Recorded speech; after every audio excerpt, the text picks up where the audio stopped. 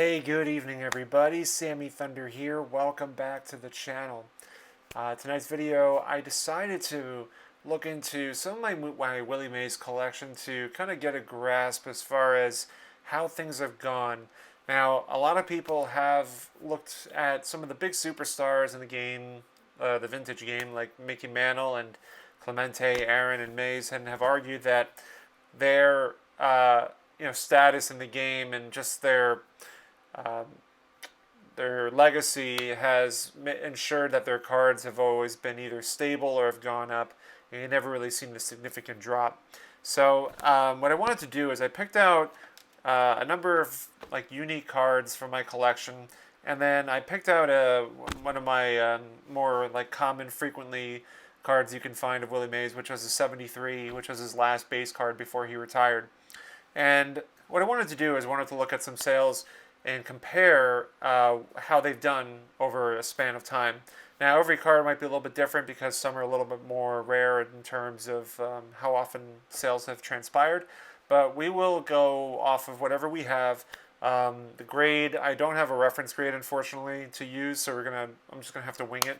But we're going to use vintagecardprices.com as our reference to kind of look at how prices have gone with auctions and so forth, and go from there. But I'm going to show you the cards first that we're going to look at, and then I will do a breakdown of the analytics after the fact. So the first card is going to be, let's see, I'm going to show the 1964 stand-up Willie Mays. This one, it's not that it's rare, because you can find these, but it's just that they're a little more unique than, like the 64 Topps Willie Mays, and I think these just have a striking appearance, which make them very appealing when you do find them.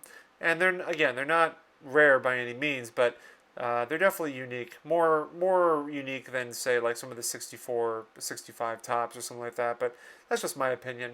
So we're going to look at this and see how these have gone, how they've progressed over the years, and just to kind of see what sort of differences there are from the earliest period to the most recent sale. So we're going to look at that one. The other one I want to look at, and I've shown this a number of times, is this one will be a little more interesting to see how sales have transpired over time. The 1958 Hires Root Beer Test Willie Mays. Trying to get it in focus for you, but it is, there we go. This is without the tab, so we're going to look at this one. Hopefully we can get some sales to compare and contrast against. So we got that one. I'm going to take these two out. We're going to look at the transogram. I think the transogram will be interesting to see as far as how sales have gone with the transogram cards, and we'll look at how they've done graded. And to compare those three kind of more unique cards, we're going to compare that to my 73. And there should be a lot of sales to look at with the 73 Topps Willie Mays. And it'll be interesting to see the dynamics between how prices have gone, how sales have gone over the years, and to see if this card has gone up or gone down, and where it potentially could be heading. So we're going to shift over to my keynote presentation, and I'll build all this together like I've done in the past so y'all can enjoy it. And we'll kind of adjourn from there. So before we do, just want to make sure that y'all know Orlando from A Collector's Dream and I are doing our live stream soon.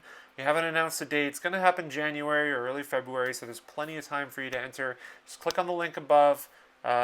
This side. Yeah, click on the link above. Y'all can check out the video and enter if you haven't done so already. But enjoy, guys. I'll see you soon. Take care.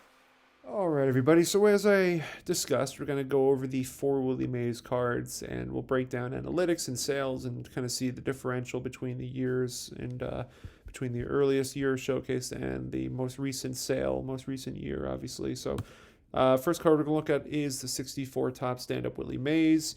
This is the card. While it's not a rare card by any means, it is a less frequently found card that you don't really find at shows too often. You see some of the other players, but I don't see a lot of the Willie Mays stand-up cards being in display cases. So I tend to find these mostly at the bigger shows. Some of the smaller shows probably won't have these, but looking at 2019, one sold for PSA 3 sold for about $45. 2020, one sold for 130, more than doubled, which is interesting. A PSA 4 nonetheless, but still kind of close. If a PSA 3 sold at that time, I would say it probably may have sold for, I don't know, $100 maybe. So definitely COVID taking its effect on people looking at their collections and valuing their cards. 2021, 156, so it definitely was increasing at the peak of COVID. 2022 is 275 for an SGC 40, so SGC 3 I think is what he calculates to. Hard to really kind of gauge this one. It was a buy it now, so maybe it was a one-off. Hard to really say. But in 2023, SGC 30, it sold for 192. So if you look at the chart, a steady increase and then a little bit of a drop off as expected. The hobby's kind of, at least the baseball market has kind of cooled off a little bit. So, but still, nevertheless, 2019 all the way to 2023, it's 124% increase. So the card is very popular. It's doing very well, despite the little drop off.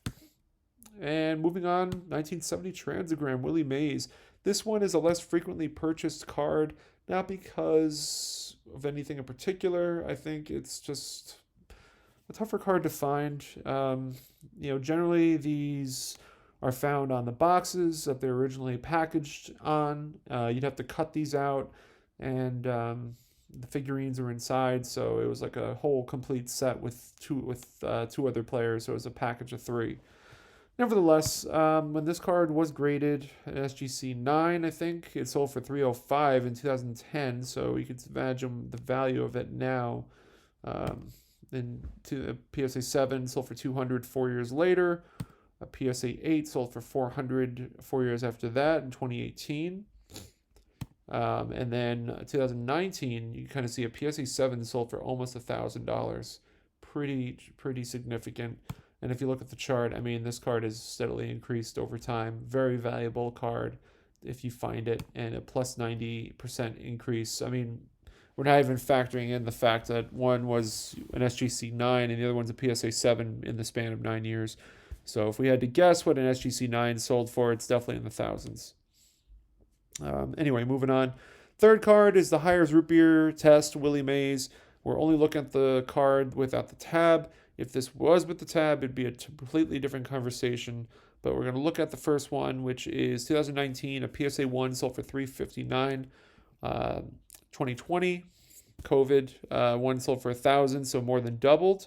2021, it was interesting. This one was a drop off. It dropped by nearly half, that surprised me. I figured it would be a lot more. But then it went back up. In 2022, an SGC 1 sold for $840. And then this past December, $750. So it dropped off a little bit more of a roller coaster ride. And but still, plus 71% increase between the 2019 sale and the 2023. So the card is doing well. It'd be interesting to see where this goes. Finally, we're going to compare all of the unique and slightly more rare cards to a more commonly and more frequently found card. It shows is the 73 Topps Willie Mays. It's great because it's his last base card before he retired.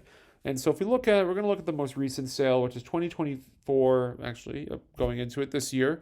A couple days ago, PSA 5 sold for $44.